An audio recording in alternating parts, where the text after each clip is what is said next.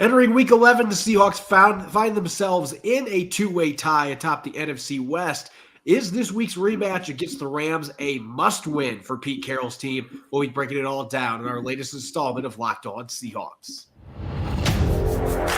You are Locked On Seahawks, your daily Seattle Seahawks podcast. Part of the Locked On Podcast Network, your team every day.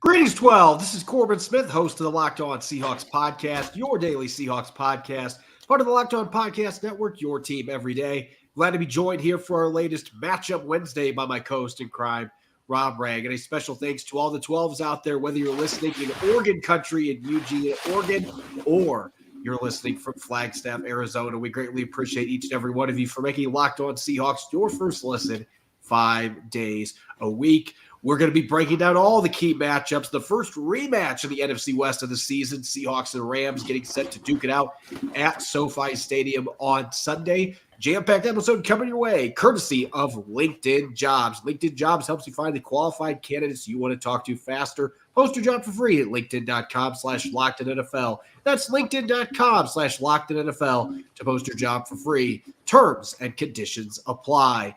Now for your lead story here on our Wednesday edition of Locked On Seahawks. After getting back in the win column with a win over the Commanders on Sunday, the Seahawks are still deadlocked in a two-way tie with the 49ers atop the NFC West. The 49ers have a little better point differential, so they currently have the lead. They are considered the division leaders, but by a record standpoint, they're still knotted up. And going into this week's games, the 49ers, they are going to be getting set to take part in a home matchup against the Buccaneers. Tampa Bay has been reeling as of late. The Seahawks will be going against a Rams team that hasn't necessarily been playing well.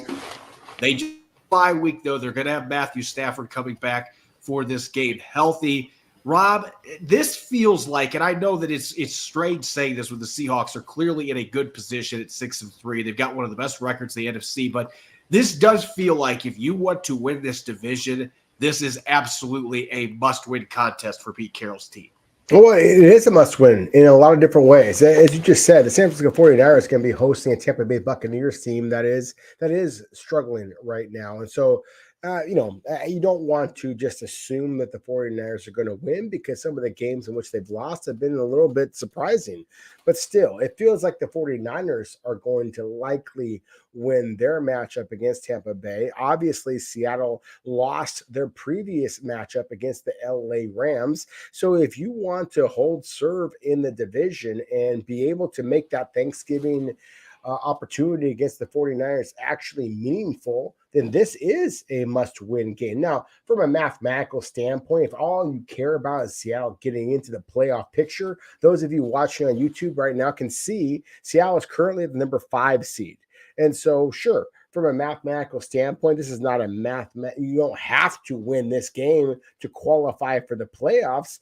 But my goodness, I mean, expect more than just qualifying for the playoffs at this point. You're hoping to win the division, get a home game in the playoffs. And so in a lot of ways, Corbin, I don't know that must win is the vernacular I want to use at this point, but I absolutely think if the Seahawks are trying to win a division, then this absolutely is a must win. You cannot afford to lose both of your games to the Rams when they're coming into this game at 3-6. And I know they've still got some really good players. We saw what Matthew Stafford did to the Seahawks in that home opener, especially in the second half where he was carving them up. And that was without Cooper Kupp. They're going to have Cooper Kupp out there. They're going to have the full complement of receivers for Matthew Stafford. So this is not going to be an easy game by any means, but this is still a Rams team that has a lot of positions where they clearly, at least on paper, are not as talented as the Seahawks. You cannot afford to get swept by them. And I think the big thing we have to look at here is the schedule. Now, these next couple weeks, the 49ers have to play the Seahawks and Eagles on the road back-to-back weeks. So it's not like the 49ers are necessarily walking into an easy part of their schedule. And remember, the Seahawks, they play the 49ers twice in a 3-week span. So from San Francisco's perspective, you have to play the Seahawks twice, sandwiched around a road game against the Philadelphia Eagles. So it's not going to get any easier for the 49ers, at least over the next month. But the Seahawks have that tough game coming up against the Cowboys on another Thursday night. And oh, by the way, they play the 49ers, then they play the Eagles at home after that. So they are entering that gauntlet of their schedule. If you lose this game to the Rams on the road, you get swept by the Rams, who clearly are down this year, then it's going to be really difficult. It doesn't rule out your chances of winning the division, but if the 49ers beat the Buccaneers as expected and the Seahawks lose to the Rams, then they're a full game behind. You've got those two games coming up. They're still meeting. If you play the 49ers tough at home and you beat them on Thanksgiving night, then you can make up that ground. But this does feel like a game in the long term when you're looking at the rest of the schedule that the Seahawks have absolutely got to have if they want to win the division. If they want to make the postseason, falling to 6-4, it's not the end of the world. But these division games, these conference games are always the ones that come back to bite you when you don't win them. And they already have lost one game to Sean McVay's team. They have got to find a way to get this done if they want to have any chance to win this division. And really, if you want to have that top wild card even, this is a game that by the end of the season, if you don't get it, it could truly come back to get you. Yeah, exactly. And that's why I love that you just put that graphic up there, just because if you look at the rest of the schedules for, or at least the next 3 weeks of the schedules for the 49ers and for the Seahawks, then this absolutely is a must win, because the Seahawks schedule just gets that more difficult as you move forward. This is the quote unquote easy one. And obviously, the Seahawks losing to the Rams again, you can't describe this game as easy in any stretch of the imagination. But as we're about to break down, the Rams are a team that basically has 3 absolute superstar players: Matthew Stafford, Cooper Kupp, and Aaron Donald. And so you have to be able to kind of slow those players down. And if you can, you should be able to win this football game, because when you look at who Seattle has coming up next, then Philadelphia Eagles, San Francisco 49ers, a couple of different times, there certainly are a lot more superstars than the Los Angeles Rams have. So that's the whole argument. If all you care about is making the playoffs, this is not a must win. If the Seahawks were to lose at 6-4, they still would be mathematically very much in the playoff hunt. But if you are looking to win the NFC West division, that is obviously the goal of Pete Carroll and the Seahawks. And this is a clear kind of delineation, I think, in the season. They have to win this game if they want to be able to kind of seize that divisional title back. This could be one of those, what I like to call fork in the road games, where if you get beat a second time by the Rams, and this would be, I know they beat the Commanders last week, but you still had that blowout loss to the Ravens.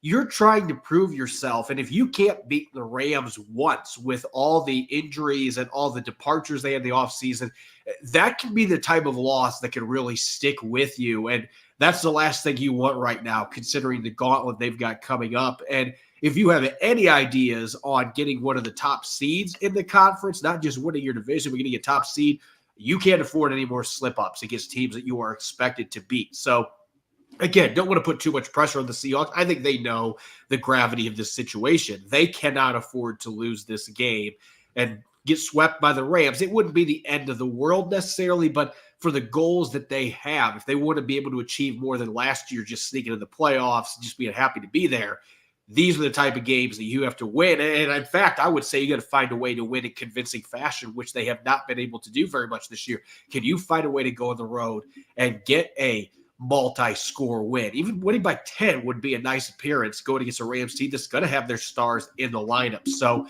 not an easy game, but it's one that you've got to have. And so we're going to be breaking down those key matchups coming up next year on our Wednesday edition of Locked On Seahawks, starting on the offensive side of the football. Which positional battles will we be watching when Geno Smith and company are taking on Aaron Donald and the Rams defense? Don't go away. You're listening to the Locked On Seahawks podcast, which is brought your way by LinkedIn Jobs. These days, every new potential hire can feel like a high-stakes wager for your small business, and you want to be 100% certain that you have access to the best qualified candidates available. That's why you have to check out LinkedIn Jobs. LinkedIn Jobs helps find the right people for your team faster and for free. When I was managing a website, LinkedIn Jobs was my go-to to post writing positions to land top candidates, and they made the process easy and seamless. All you have to do is create your job post, Add your job and the purple hashtag hiring frame to your LinkedIn profile to spread the word you're hiring. They have simple tools like screening questions that make it easy to focus on candidates with the right skills and experience so you can quickly prioritize who you'd like to interview and hire. It's why businesses rate LinkedIn Jobs #1 in delivering quality hires versus leading competitors. LinkedIn Jobs helps you find the qualified candidates you want to talk to faster. Post your job for free at linkedin.com/LockedOnNFL. That's linkedin.com/LockedOnNFL to post your job for free. Terms and conditions apply. This episode is also brought your way by FanDuel. Get ready for Week 11 in the NFL with incredible offers from FanDuel, America's #1 sportsbook. Right now, new customers get $150 in bonus bets with any winning $5 moneyline bet. That's $150. If you've been thinking about joining FanDuel, there's no better time to get into the action. The app is so easy to use, and there's a wide range of betting options, including spreads, such as the Seahawks being a slim favorite against the Rams on the road this weekend. Player props, including Devin Witherspoon's growing chances of winning Rookie of the Year on defense, over-unders, and much more. Visit FanDuel.com/LockedOn and enjoy the NFL season with an offer you won't want to miss. FanDuel, official partner of the NFL. You're listening to Matchup Wednesday here on the Locked On Seahawks podcast. I'm your host, Corbin Smith. Glad to be joined, as always, by my co-host in crime, Rob Ragg. And a special thanks to all the 12s out there. We thank you for making Locked On Seahawks your first listen 5 days a week. Locked On has launched the first ever national sports 24/7 streaming channel on YouTube. Locked On Sports Today is here for your 24/7 coverage of the top sports stories of the day with local experts of Locked On plus our national shows covering every league. Go to Locked On Sports Today on YouTube and subscribe to the first ever national sports 24/7 streaming channel. Make sure to check that out. It's Matchup Wednesday, and it's our first rematch of the season. We've got the Seahawks and the Rams getting set to battle at SoFi Stadium, and every time these two teams get together, things tend to get kind of crazy. The Seahawks have had their issues beating the Rams with Sean McVay as the coach, but they'll be looking to get even after falling short in Week 1. The Rams coming to town and getting the upset at Lumen Field. Can the Seahawks pull the same thing at SoFi Stadium? I don't know if it'd be an upset at this point with the Rams being 3-6, and they've really struggled ever since that Week 1 win over the Seahawks. But looking at the matchups, Rob, on the offensive side of the football for the Seahawks, we've talked about this position quite a bit the last few weeks because there's been questions about usage. But if there is an area where the Rams clearly jump out as a team that has had issues defending a certain position group, it has been tight ends, where they're in the top 10 in giving up receiving yards, and they're also tied for second, giving up 5 touchdowns to the tight end position. We saw the tight ends have big games against the Rams last year. Week 1 didn't necessarily happen this year, but it feels like a game, especially with the inexperience and some of the changes the Rams have had at safety, the linebackers coverage issues. This feels like a game where Noah Fant, Kobe Parkinson, Will Dissly, that all three of those guys could have an impact in the passing game against this Rams defense. They absolutely could. I mean, that's the thing, is that you come off of last week's win against Washington, of course, and we talked about this, Corbin, the fact that, Seattle's offensive coordinator, Shane Waldron, kind of created some opportunities for Seattle's tight ends just with their alignment. The fact that Will Dissly created the biggest, as a tight end screen, was able to get a 16-yard play there, and that is Seattle's slowest tight end. So Noah Fant, Kobe Parkinson, Will Dissly, you really should be able to kind of create some opportunities against this Rams defense that has had an awful lot of turnover at the safety position. Former University of Washington Taylor Rapp no longer with the Rams. John Jefferson III has, he's on the roster, but he has not created some big plays for the Rams. And so it really is Jordan Fuller. Jordan Fuller is a defensive back. Russ Yeast is a good football player as well. He's given up an awful lot of receptions. This feels like a vulnerability for the Rams. And kind of going back to Jordan Fuller here for a moment, he is a guy that is an instinctive player. He's certainly a physical player. If the Seahawks do decide that they want to feature their tight ends, and we certainly expect that this be a positional group that the Seattle is going to try to focus in on, the biggest thing here is that Jordan Fuller has 3 forced fumbles. Nobody else in the Rams has more than 1. So that's the thing, is that Seattle's tight ends not only have to catch the ball, they have to secure the football, because Yep. that's one of the ways the Rams can absolutely turn this football game around. So that is a positional group I think that the Seahawks can target, but also one thing I think that they have to be a little bit respectful of what the Rams can provide. You should be able to get some big plays on them, but at the same time, you absolutely have to protect the football. Kobe Parkinson, Noah Fant, and Will Dissly, you have to be able to make those receptions, but also be able to kind of get what you can and then get down before you try to bulldoze everybody and get the ball punched out.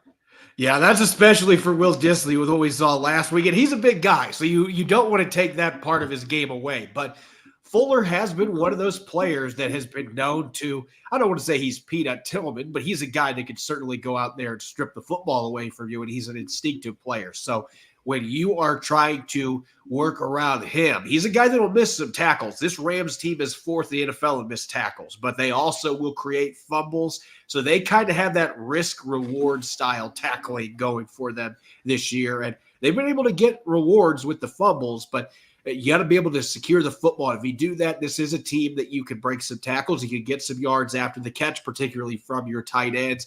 As we talk about every time these teams get together, though, we decided to switch it up. We know what the most important matchup is for the Seahawks on offense, though, and it's always dealing with big number 99. Now, you look at Aaron Donald's numbers this year, they're still respectable. He's not having the most dominant season of his career, but he's still got 5.5 sacks as an interior defensive lineman.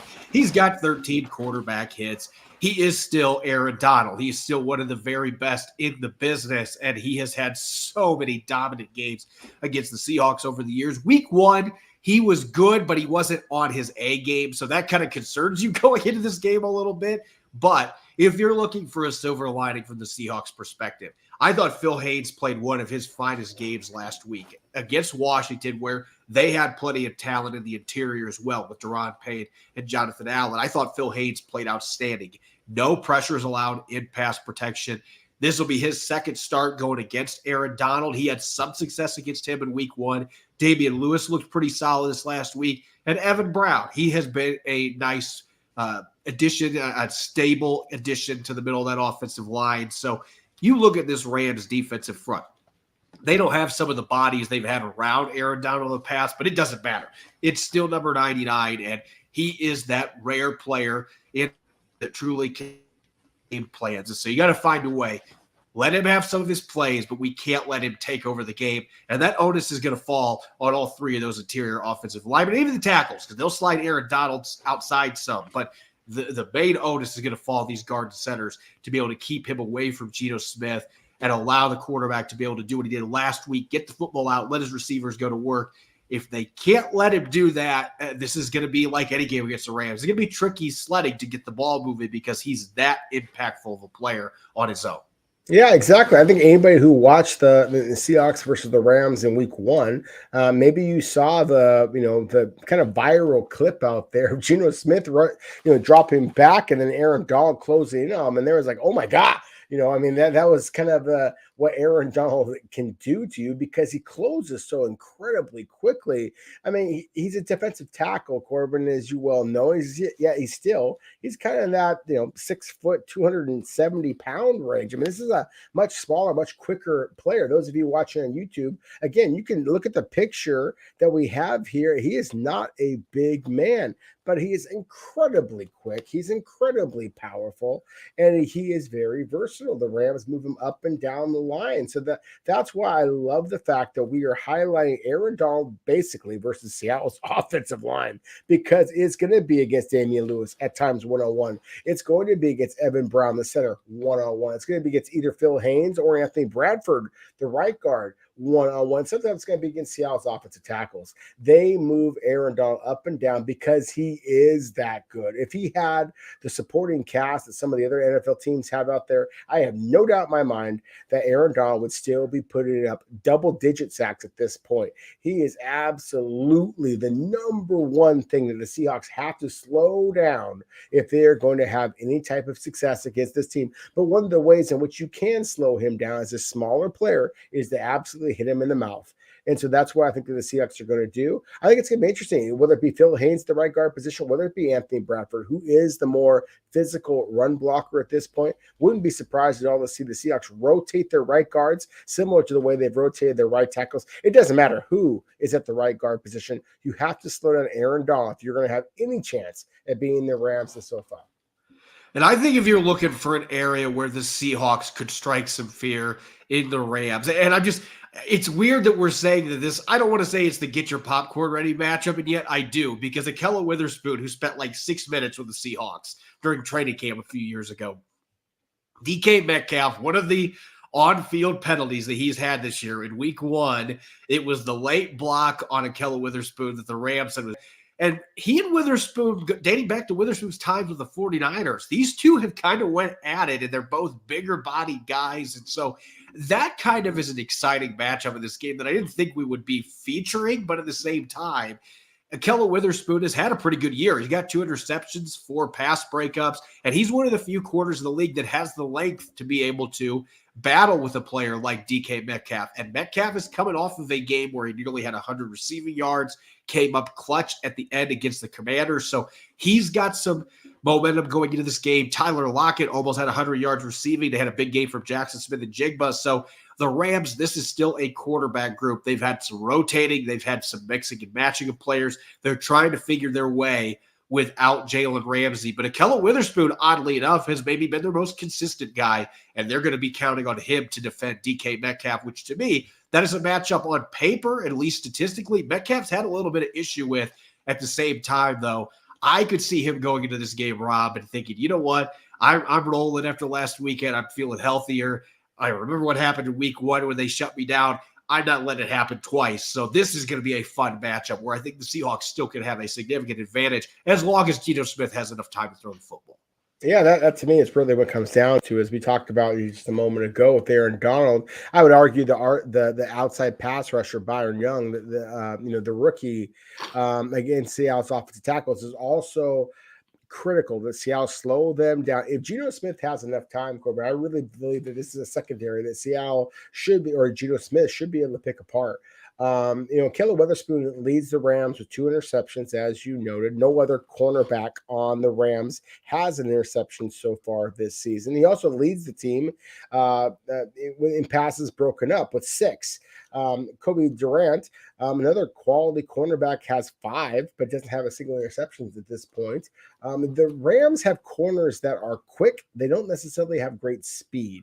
And so that's one of the reasons why I wonder if maybe this isn't the game where Tyler Lockett is able to kind of create some of his kind of hidden yardage. If we're seeing Jackson Smith and Jigba the last couple of weeks really kind of, ascend in a way that he is playing. So I do think that this is an opportunity for Seattle to kind of flex a little bit. Again, it's all critical, all based on Seattle being able to give Geno Smith enough time. But if they do, I really think this is a secondary that they should be able to create some big plays. They had 10 plays last game against Washington, 10 plays at 15 plus yards. I think that there's opportunity they should be able to match that in this game. If they do, they're going to walk it out SoFi with a victory.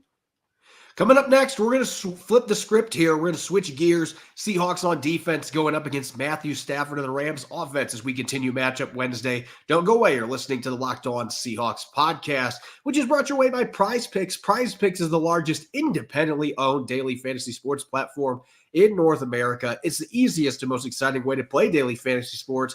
It's just you against the numbers. Instead of battling thousands of other players, including pros and sharks, you pick more than or less than on 2 to 6 player stat projections and watch the winnings roll in. It's really simple to play Prize Picks. I can make my picks and submit my entry in less than 60 seconds. And now the basketball season's here. You can pick combo projections across football and basketball from their Specials League, a league created specifically for combo projections. That includes 2 players or more from different sports or leagues. For example, you can have LeBron James and Travis Kelce at a 10.5 combo of 3-pointers made and receptions. And if you want to play alongside some of Prize Picks' favorite players like rapper Meek Mill, you can do that in the community plays with the promos tab on the app to view entries from some of the biggest names in the Prize Picks community each week.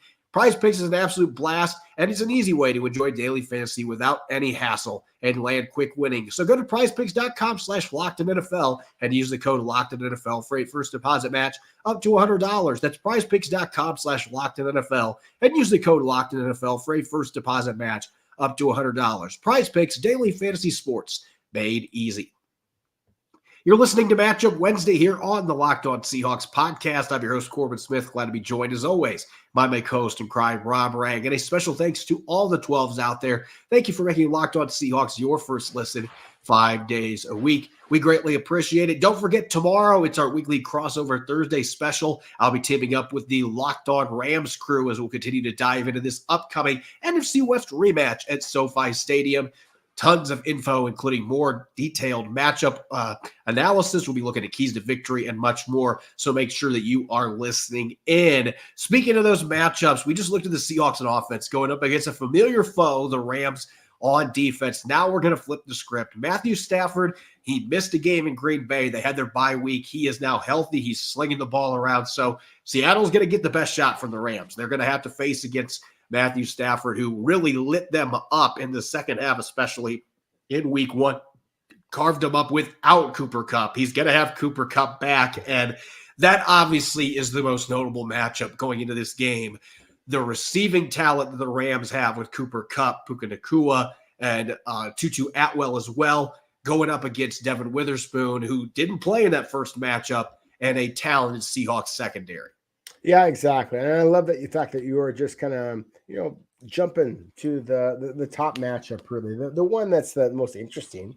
As you mentioned, Cooper Kupp wasn't on the field for the Rams. That's significant because, by the way, he was a Super Bowl MVP a couple of years ago. I mean, the statistics that he put up a couple of seasons ago, those of you who are fantasy football enthusiasts, when he led the league in receptions, led the league in receiving yards, led the league in receiving touchdowns. I mean, oh my goodness, you just don't see seasons like what he produced. But while he was gone, Puka Nacua, is absolutely taken over that spot. I mean, he certainly was dominant against the Seahawks in week one. But while the Rams have their superstar in Cooper Kupp returning, the Seahawks, as you mentioned, Corbin, have their superstar in Devin Witherspoon. So I just think that this is that exciting matchup. You kind of mentioned before, it's a get your popcorn matchup. I think it's actually on the defensive side of the ball for the Seahawks. I want to see the way the Seahawks cornerbacks match up against the Rams receivers with a healthy Matthew Stafford, because he was spectacular. Let's give him some credit. He was spectacular in that week one victory at Lumen Field. He was slinging the ball all around. I mean, he showed the velocity that led to him being the Detroit Lions' #1 overall selection all those years ago. I'm excited about this matchup from a Seahawk perspective, not only again because I think that the Rams are loaded at the receiver position. They've got an absolute speedster in Tutu Atwell. They've got two receivers who don't necessarily have straight line speed, but they have terrific body control, catch everything in their area. In Cooper Kupp and Puka Nacua also have physicality. This is a fun matchup, and I want to see where the Rams, let's face it. I mean, when you look at what their coaching staff does with moving their receivers around, I want to see if they move Cooper Kupp inside the slot. I want to see if the Seahawks counter that with moving Devin Witherspoon to try and match Cooper Kupp mano a mano. To me, that is the chess match that I am most excited to watch in this football game. I really think that's going to be the determinant of who wins this game. I love this matchup from a Seahawks perspective because I think the Rams have a superstar in Cooper Kupp. The Seahawks might even have a bigger superstar in Devin Witherspoon.